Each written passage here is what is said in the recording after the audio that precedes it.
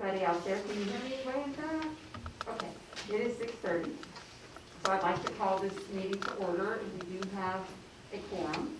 This meeting of Seguin Independent School District has been duly called, and notice of this meeting has been posted in accordance with the Texas Opens Meeting Act, Section 551.043 of the Texas Government Code. First thing this evening, Mr. Arrieta is going to lead us in the pledges.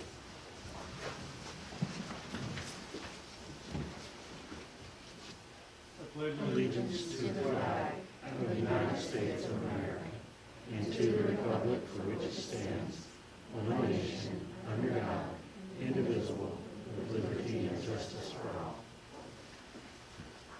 Honor the Texas flag. I pledge allegiance to thee, Texas, one state, under God, one indivisible.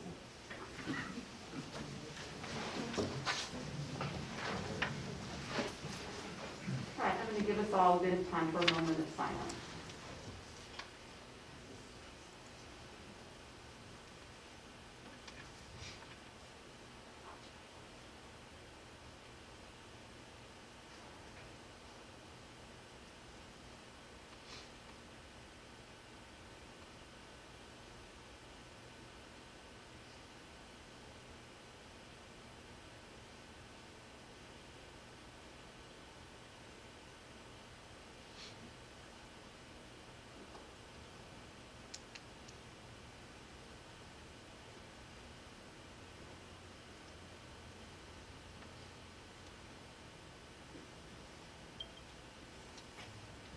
Okay, thank you. And by the way, welcome everybody. Good to see people in the audience again.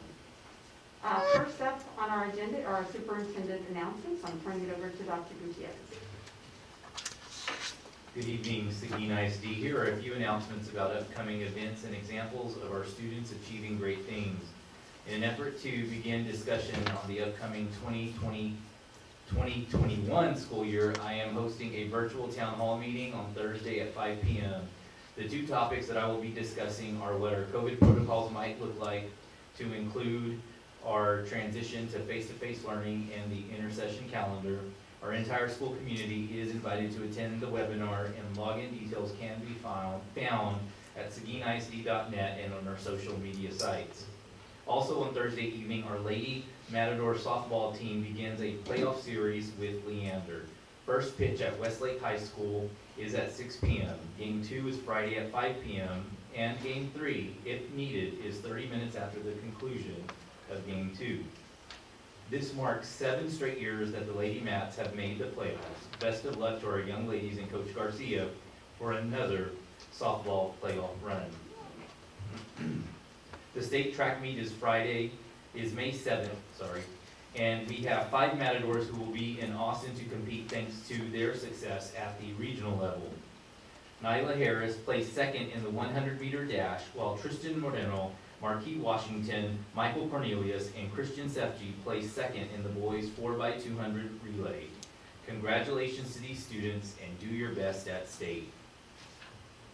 The Seguin Chamber of Commerce will recognize area teachers during the annual Teacher of the Year luncheon on May 19th. Since we designated the honor to all Seguin ISD teachers, our principals will be on hand at the luncheon to accept a plaque on behalf of their campus. Trustees, I anticipate that you will receive an invitation from the Chamber in the coming days. At our last meeting, we were treated to a performance by members of the Seguin High School Choir. Since that time, and for the first time in school history, 3 choirs, varsity mixed, varsity tenor bass, and varsity treble, earned a sweepstakes trophy by receiving a first division in both concert and sight reading.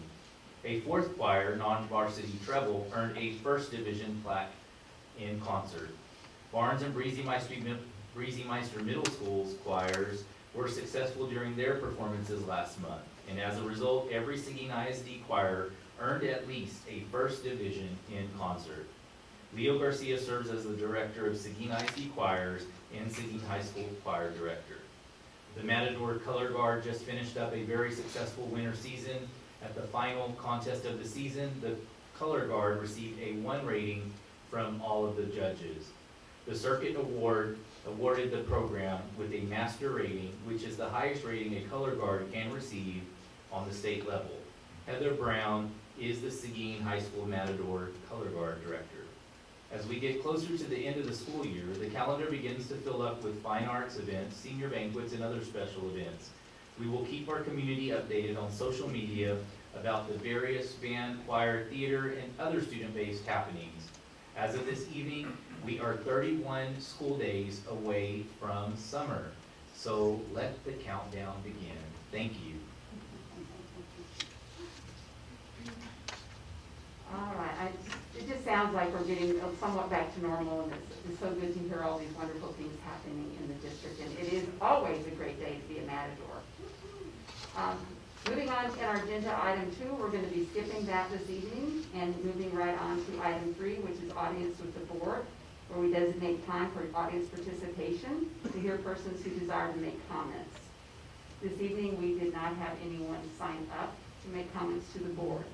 So we're going to move straight on to section 4, which is a report from Mr. Cantu about our racial equity committee, an update.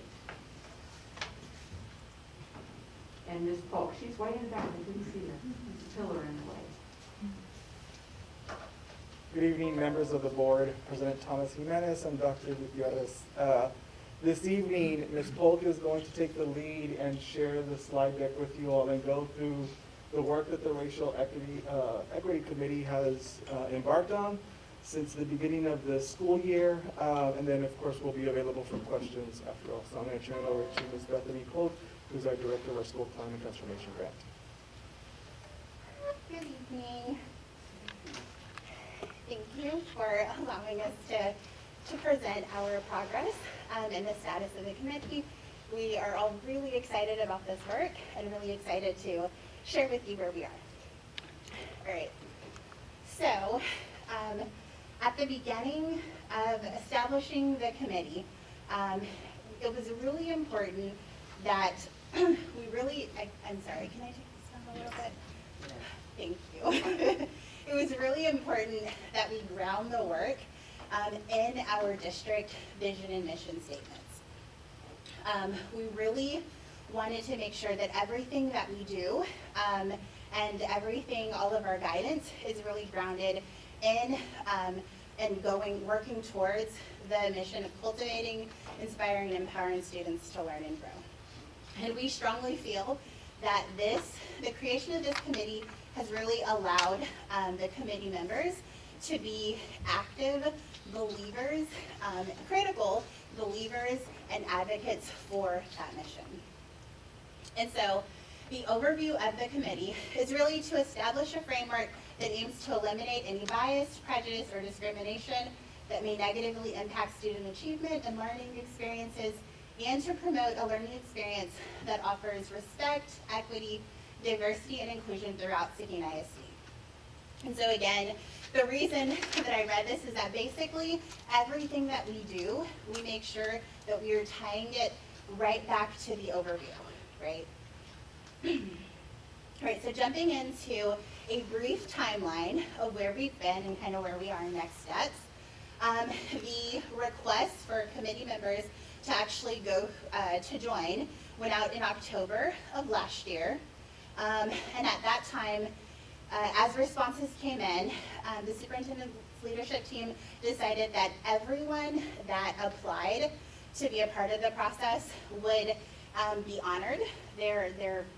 Their efforts, their commitment to the work would be effort in either being a part of the equity committee or the diversity committee. And so from October to December, there was really this process of steering what we wanted the committee to look like and the different data pieces that would go into being turned over to the committee. Starting in January, that was our first committee meeting. And then all the way through April, and then basically next steps are really going about the process of engaging student voice.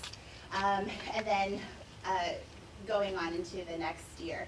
So the rest of the presentation will kind of go into all of the other pieces, so I'll just leave that timeline there. So here, so we started as a steering committee with an equity audit. And basically, this is a tool that is provided by EAB, which is one of our consultant agencies that we've been working with for the past 2 years.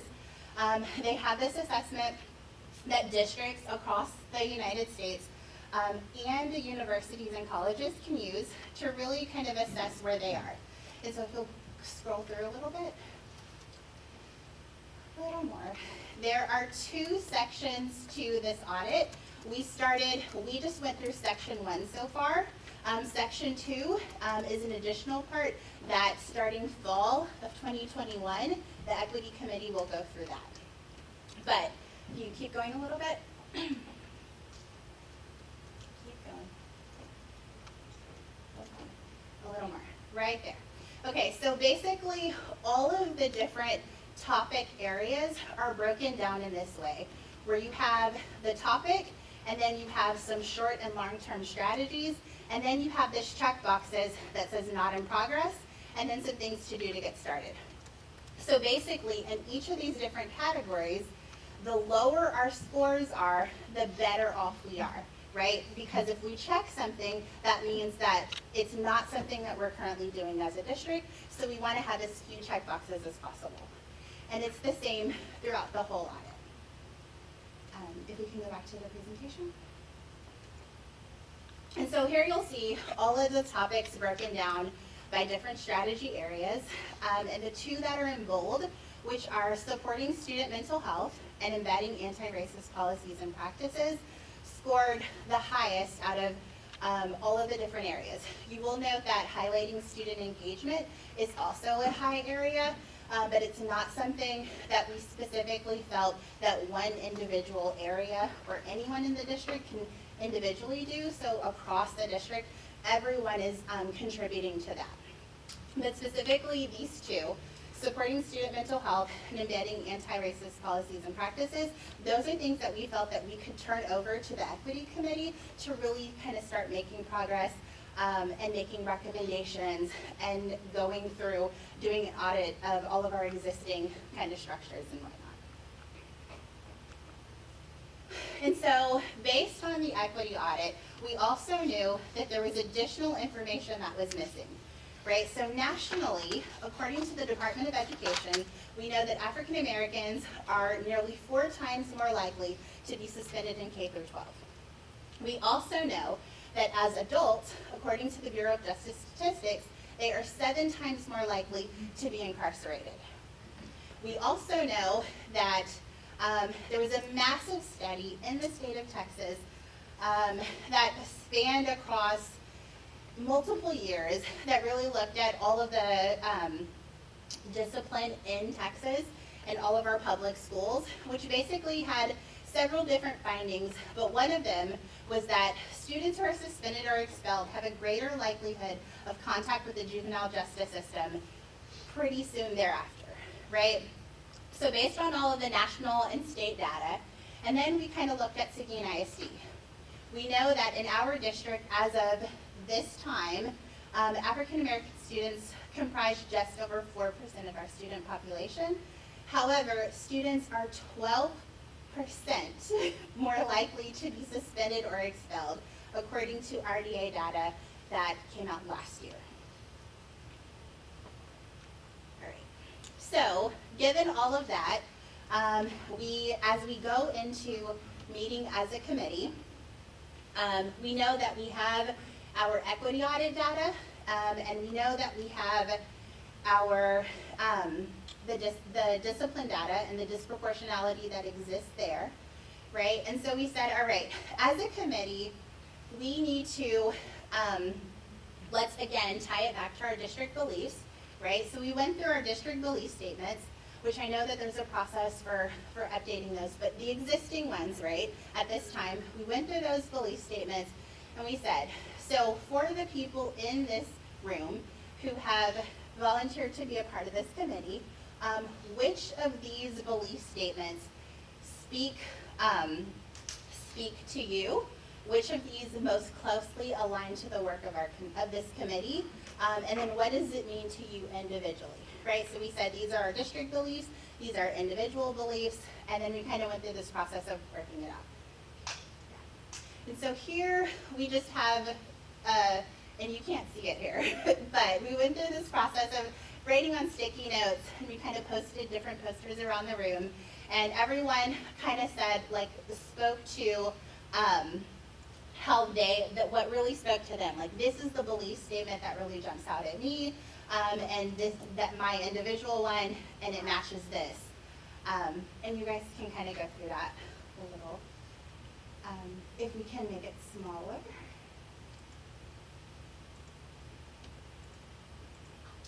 And so just going through, you'll see that this is relationships.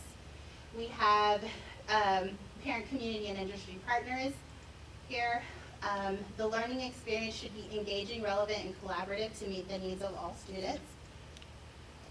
Students grow academically, emotionally, and socially when creative and imaginative educators ignite their passions. And then finally, this one, about teachers foster student curiosity and innovation through initiative through meaningful and relevant learning experiences.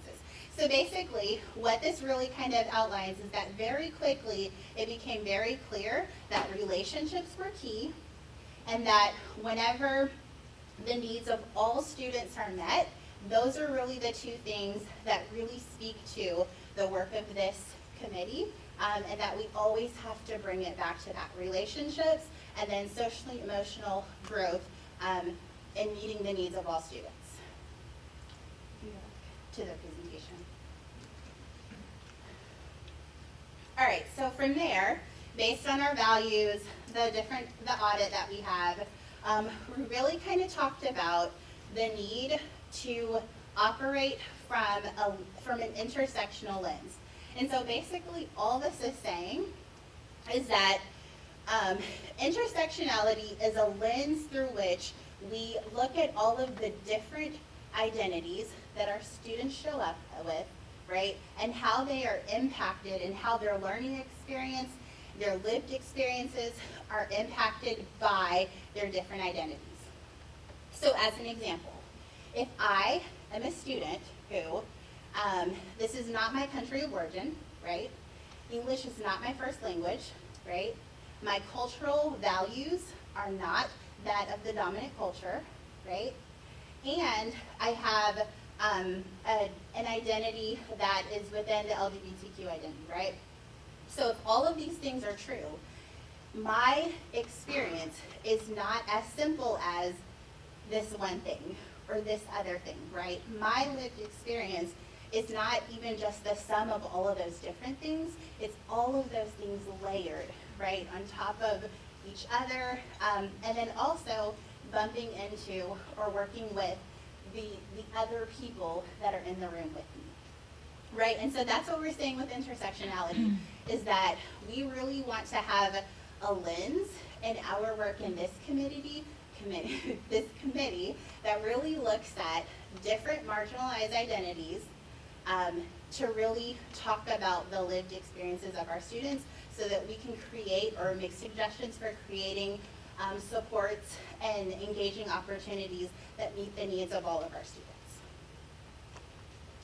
Okay, so this kind of lands us on the breakdown of our subcommittees.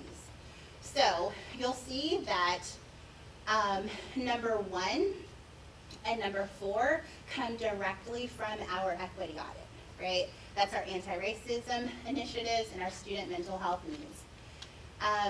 The disproportionality and discipline comes directly from our discipline data, right? The RDA data that we have. And then the need for LGBTQ plus student supports comes directly from our campuses. It's what our counselors, what our teachers on our campuses know, is that our students are reaching out to individuals that they identify as safe people on their campuses for additional supports. And our teachers are reaching out saying, hey, we need help in this area, right? And so based on all of that, these are our different subcommittees. And so at the current time, all of the subcommittees are going through this process of really assessing where we are as a district. Again, the committees are all made out of district personnel, campus personnel, family, and community members. There's representation of all of those different people on each of the subcommittees. And so this is based on their interpretation and their understanding, right? So it would be different, it could potentially be different from person or committee to committee.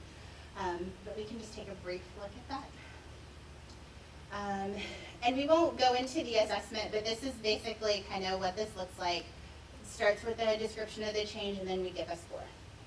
We go back to that. And so basically, in each of these different areas, awareness, desire, knowledge, ability, and reinforcement, all the subcommittees will come up with a score between 1 and 5, 1 being there's no current level of awareness, desire, knowledge, ability, right? Or 5 being that we are absolutely at a distinguished level, we are stellar, and there's no additional work to be done. And so that's where we are now. Those results are pending. And then next, we really want to, starting next month, to really start engaging student voice, because the whole purpose for this committee, really, right, was to create, or not create, was to really focus on student needs so that all of our students would have a learning experience that was supportive and kind of all of these different things. And so we felt very strongly that we couldn't do this work justice in any way without actually engaging the very students that we are seeking to provide supports and recommendations for. And so this is kind of just modeling the process through our committee, is we always start with the definitions on every time, every session, every time we meet, so that we can make sure that everyone in the room is talking about the same thing, and that the conversation that we're having, we're all engaging in the same way, right? So when we think about empowerment, we're talking about the process of becoming stronger and more confident, especially in controlling one's life and claiming one's rights. So that is talking about the actual students who are experiencing different things. These students from different marginalized identities, right? That's the empowerment piece. Advocacy, we're talking about the act or process of speaking on behalf or in support of another individual, group, or cause. So those are people who may not necessarily be a part of these different marginalized identities, but who very much so are in belief or want to work with these different groups and want to support these different groups, right? And so the action plan then is to convene student advocacy and empowerment groups on select campuses throughout the district in order to learn from the lived experiences of our most marginalized students. And how we plan to do this is to put out, to ask any student who wants to participate, as long as we can gain parent consent, right? And for those individuals who agree to the group agreements. All of this is to be made, so not an artifact that we can share this time. But recommendations will come from key staff. So our campus staff are the ones that are going to give recommendations, either teachers who have reached out saying, hey, we want supports for this particular student, or what can I do, how can I help, or our counselors, of course. And then student services, LLS, and school counselors will be available to provide logistical support during these actual student empowerment and advocacy groups. So the plan is to do this during lunches at the elementary level and or intervention time at the secondary level throughout the month of May. The campuses that have been identified are Rodriguez, Weinert, and McQueeney for the 3 elementary campuses, and then all of our secondary campuses. Parent consent will be obtained in order to participate. A single protocol will be used by all of the staff on all of the campuses so that no matter who is actually facilitating the panel or the process, everyone goes through the same questions, receives the same levels of support, has the same background information in order to facilitate this successfully. And then sessions will be offered in English and in Spanish. And so our LPAC clerks are going to be available to provide support there. And then in terms of participation size, we don't know what the response will be for this, but we do know that in the month of May, we have testing. We have kind of all kinds of things going on. So we do want to cap the number of participants predetermined for all of our campuses, just so that we can ensure that we have enough support to provide to all of the different campuses to go through this process. And so that our staff isn't stretched too thin and that there isn't, any discrepancies or whatnot from campus to campus. And that is actually all. So thank you all so much for allowing me to present. You guys have any questions? I do. Yeah. At the very beginning of your slide, you gave us some data that you got from discipline reports, and that highlighted our African American. Yes. Is there data available for our school district on our other student groups, such as Hispanic, Pacific Islanders, Asian American, that we can have? So that is a good question. I'm actually going to turn this over to Mark, to Mr. Country, to answer this one, because we anticipated this. So we definitely have access to this data. The reason we pulled that data is that's RDA data and it's available to the public. The other data sets are not identified because there isn't a significant disproportionality that TEA has identified. So that is why we specifically focused on that subgroup. But of course, internally, we have the data that we can make available and that we'll share with the committees and that we can share with you all. So I think what I heard you say is the other groups didn't pop out. Correct. As much as. Yep. this group When did. TEA puts a formula to it, they go through several calculations and they calculate what they call significant disproportionality. So that is the only subgroup that pops out. Any other questions? Mr. Gallo?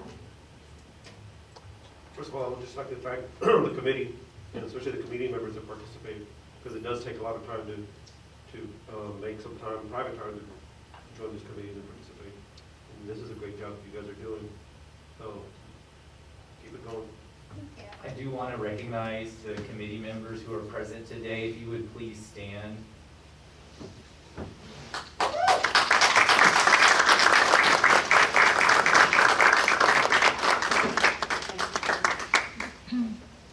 It is certainly a commitment, and when you applied to be part of this, you made that commitment to be part of this committee that is going to impact change in Seguin ISD. I believe this is long overdue. This is a conversation that we have never had in Seguin ISD. And what started out as a vision has resulted in all of this work that is really just the beginning of what is going to have a huge impact on students, the students who need our support the most. And I just want to thank you again for taking the time to be part of these discussions, which sometimes can be very hard, but we need to have them because we do leave kids behind. And if we want to be that district that is high performing, we can't afford to continue to leave students behind. And it's through these collective efforts that we're going to make the progress that we've been wanting to make for a long time. Thank you. Thank you. Well, I did have a quick question, sorry. If we could go back to the presentation, and slide number 3, I think it's Racial Equity Committee Overview. I read that over and over and over, and something just jumped out at me, and this may have already been addressed in the committee and at the campus level, I'm not sure. But I just started thinking that we really need to find a way to I guess, have a discussion with our teachers and even in the community so that people will be able to, I guess, understand that many people, deep within themselves, do carry a lot of bias and a lot of prejudice. They don't know that they are, but it's there. It's inherently there. So I was wondering if we need to focus on that, I think, if we haven't already. Somewhere at the campus level, maybe in PLCs, I'm not really sure. But I do think it's something that we need to talk about. So that's a really good question. For a couple of different aspects, because we absolutely agree. One of the things is that not all of central office, but a lot of us in central office, so student services, LLS, SLT, is the board? We all- 35 slots. No, okay. We're going through this very extensive, it's hard to kind of explain it, right? So there's something called the Racial Equity Institute, which is a national organization that really does a lot of this work. And so they have this metaphor called groundwater. And so basically, we have time. Okay, the metaphor really here is that if you are out on a walk, right, and you pass a body of water and you see one fish belly up in the water, you think, dang, what happened to that fish, right? And so you're still walking, you pass by another body of water, and you see an entire lake, right? Well, all of the fish in the lake are belly up, all dead. And you think, man, there's something wrong with that lake. What's going on with that lake, right? But if you're on this run and you pass by 5 bodies of water, and in every single body of water, you see that all of the fish, all of the bodies of water are belly up dead. Then it really becomes the question is, what's wrong with the groundwater, right? And so basically this institute really looks at all of the different institutions throughout American, just institutions, right? That looks at this and says, and no matter which institution across all of the United States, whether it's California or Florida or Texas or anywhere, you see that there is significant disproportionality for African Americans and for Caucasian Americans. And that basically you have a floor and you have a ceiling and everyone else kind of falls somewhere in the middle, right? And so all of these different groups here at Central Office are gonna go take a really deep dive into this training. In October was as soon as we could get it because they're packed, they're booked all the way out. And then from there, the intention is that then once we all have the same understanding, have the same language, are able to kind of speak to this problem in the same way, that then we can go out and start with listening tours and doing kind of different things where we're engaging our campus community, our communities, just and as a whole, but that we felt that we really couldn't do justice to that until we all have the same understanding. You said the one word that has just struck me throughout since we started studying this, and that one word is listen. Because I think that's what we haven't done and that we need to do more of. And thank you so much for this work because it's hard. Every time it comes up, it's hard, but we have to listen and we have to do the work. Thank you. We appreciate all the committee members and everybody on your staff. Thank you so much. All right, moving right along, item 5 on our agenda is for the board to go into closed session. We will adjourn into closed session pursuant to the following sections of the Texas Open Meeting Act, section 551.071, 551.074, 551.129, which is consultation with legal counsel, including possible telephone consultation with legal counsel as necessary to address legal concerns, implications, and answer any legal questions regarding postage agenda items. Item B, pursuant to Texas Government Code 551.074, to discuss personnel matters, including appointment, evaluation, employment, assignment, duties, disciplinary, or dismissal of an employee or employees. And then under that is number 1, discussion regarding proposed non-renewal of Chapter 21 term contract employee. Number 2, discussion regarding principal at McQueenie Elementary.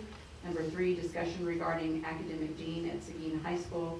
And number 4, discussion regarding associate principal at Seguin High School. It is 7:04 and we will now go into closed session. All right, at this point I'd like to reconvene into an open meeting. It is 8:31. And in front of us we have possible action on professional personnel, including appointment, employment, evaluation, assignment, duties, discipline, or dismissal of public employees. We have 4 items in front of us. The first one is possible action regarding proposed non-renewal of Chapter 21 term contract employees. President Thomas Jimenez, I move to propose non-renewal for the Chapter 21 term contract employee. I have a motion from Mr. Jenkins. Do I hear a second? I second. I have a second from Ms. Moreno. Is there any further discussion? Not, all in favor, raise your right hand. Opposed, same sign. Motion carries 7-0. Next up is possible action to select the principal at McQueenie Elementary. Do I hear a motion to accept the principal as proposed? Do I have a motion from someone? Sure, Madam President, I need to accept the presentation of the motion that you just made. I have a motion. Do I hear a second? Mr. Amador? Further questions, comments? All in favor, raise your right hand. Opposed, same sign. Motion carries 7-0. Okay, we're going to introduce everybody when we're done. Next up is possible action to select the academic dean at the Seguin High School. Do I hear a motion for approval? Madam President, I move to accept the academic dean position at Seguin High School. As presented, do I hear a second? I have a motion from Ms. Duncan, a second from Ms. Crittenden. Questions, comments? All in favor, raise your right hand. Opposed, same sign. Motion carries 7-0. And last is possible action to select the associate principal at Seguin High School. Madam President, I need to accept the associate principal position at Seguin High School as presented. All right, I have a motion from Ms. Duncan and a second from Mr. Jenkins, I believe. Further questions or comments? All in favor, raise your right hand. Opposed, same sign. Motion carries 7-0. I'm going to turn it over to Dr. Gutierrez to introduce some of our new principals, Dr. Dean, and associate principals. And Ms. Moreno's going to do that. And our Chief Human Resource Officer is going to introduce our newly appointed administrators as well as introduce a previously appointed administrator. Good evening, Madam President, Dr. Gutierrez, and Board of Trustees. I'm extremely excited to announce our 3 new appointments. Mr. Jason Cunningham will now be leading the charge at McQueenie Elementary as the new principal. Mr. Cunningham has worked alongside Ms. Meredith Stadler as the assistant principal at McQueenie Elementary.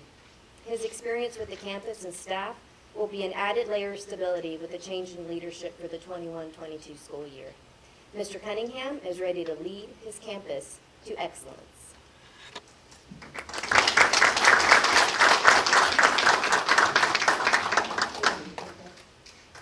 Ms. Joanne Holliday will be joining the SHS team as their new academic dean. Ms. Holliday has served as the campus testing coordinator and most recently as the data analyst for Seguin ISD. Ms. Holliday is extremely excited to be back at the campus helping teachers refine their practices to improve student achievement.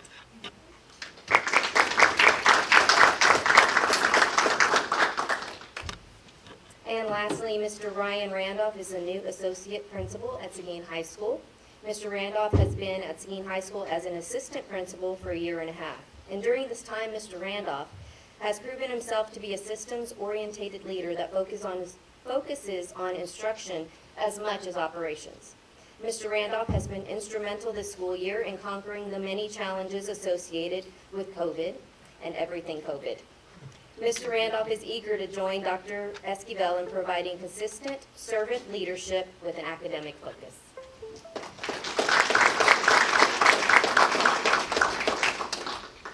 We'd also like to highlight one of our advancements. Ms. Chanda Block will be joining the LLS team, as the new director of secondary. Ms. Block has been with Seguin ISD for 14 years, working herself up the ranks as a teacher, instructional coach, elementary school principal, and most recently the high school associate principal. And now she is going to be our secondary director. Mrs. Block's vast experience at each level will provide her the foundation to be an effective leader in curriculum.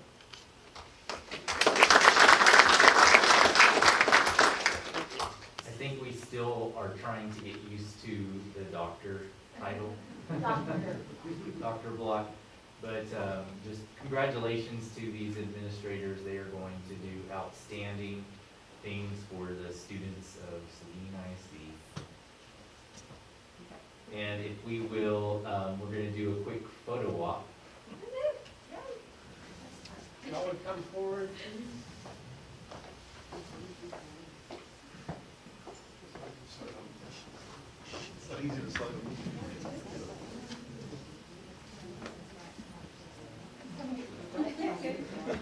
Dr. Block?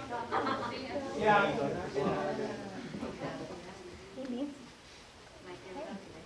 was a nice try to act like you were engaged in conversation. I saw it on the end over there, but I didn't know if you moved it or not. I didn't. Oh, like within it? Uh-huh. Okay. It's right there to the side. I saw Thank you it very there. much. All right, on three. 1, 2, 3. Excellent.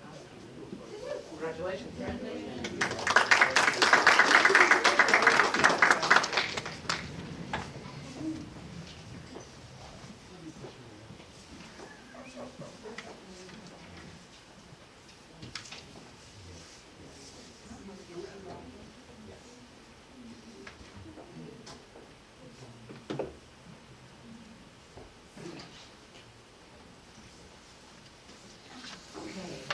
Looking forward to seeing all of y'all on those campuses next year. All right, moving on to item 7, which is our consent agenda items. To consider and possibly approve as applicable, VE policy local states that consent agenda shall include items of a routine and/or recurring nature grouped together under one action item.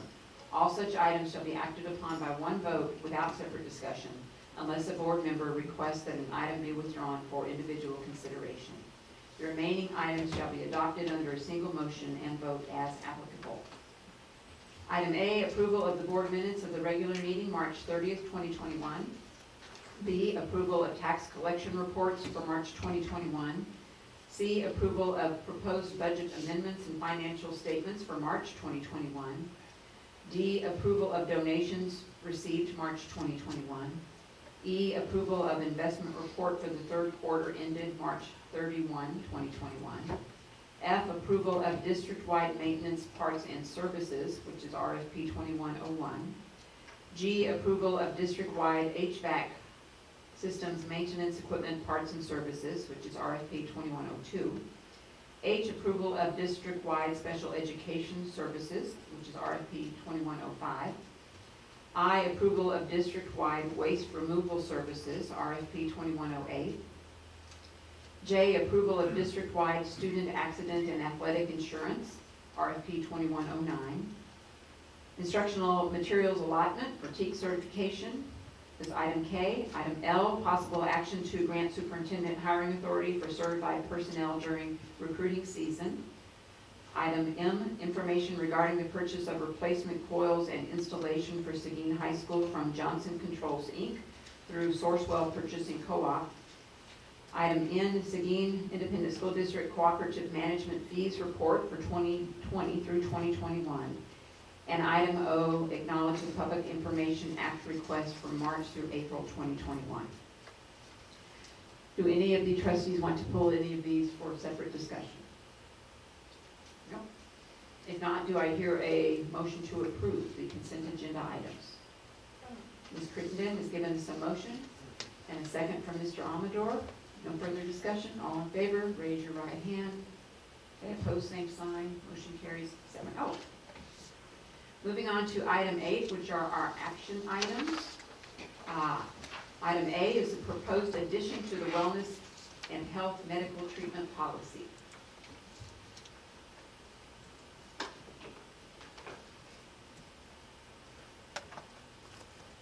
Good evening once again. I have Ms. Audrey Parker here. She is our Health Services Coordinator, and she's going to help me present this item. We are asking that the board approve additions to the Seguin ISD Wellness and Health Services Medical Treatment Policy to include administration of an unassigned EpiPen auto-injector by an authorized school personnel, that being the campus nurse. So in response to the increasing rates of students with diagnosed food allergies at risk of anaphylaxis. Laws were passed in legislative sessions to address this health concern. Each school district, open enrollment, charter school, and private school may adopt and implement a policy regarding the maintenance, administration, and disposal of an EpiPen at each campus in the district or school. And so part of the agenda item, we have the proposed revisions that would be added to our existing policy. If you have any specific questions, Ms. Parker is here to assist. So prior to this, we did not have EpiPens at each campus, is that correct? And the school nurses, will they be the only ones who will be able to do an injection? Actually, we are considering offering this out to our trainers as well, so that the EpiPen is available at all hours when the campuses are open. Okay. And because they've also been trained in emergency medicine, they are qualified to give it. So we feel like that will meet the state guidelines and definitions a little bit better. Any further questions? No. Do I hear a motion to approve these additions to the Seguin ISD Wellness and Health Services Medical Treatment Policy? Mr. Jenkins would like to make that motion. Can I hear a second? Second from Ms. Duncan. Still no further questions or comments? All in favor, raise your right hand. Opposed, same sign. Motion carries 7-0. Thank you for waiting. Thank you, Ms. Parker. Item B is to consider recommendations for teacher term contracts, probationary contracts, and employment agreements for teachers and other non-administrative staff and termination of probationary term contracts. You're still here? I'm still here. Okay. So we would ask that the board please approve the superintendent's recommendations for the teacher listing that has been provided.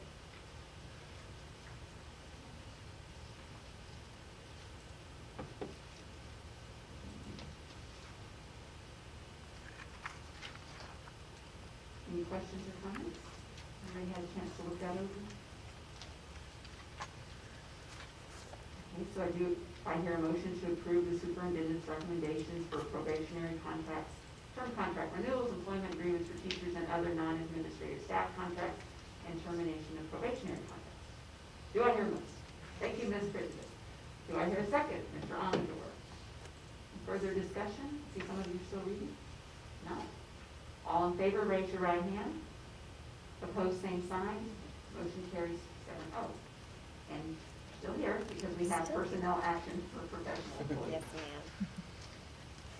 So we would like the board to recognize and acknowledge the new professional hires.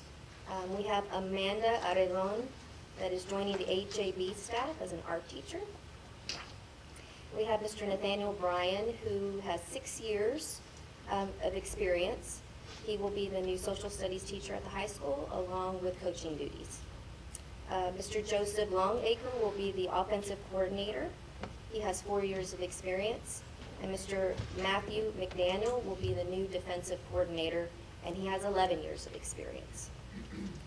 Also for special acknowledgement, we have Ms. Block, again, Mr. Cunningham, and Ms. Holliday. Those are all advancements. We're very proud of that. And also for your review are resignations and retirements.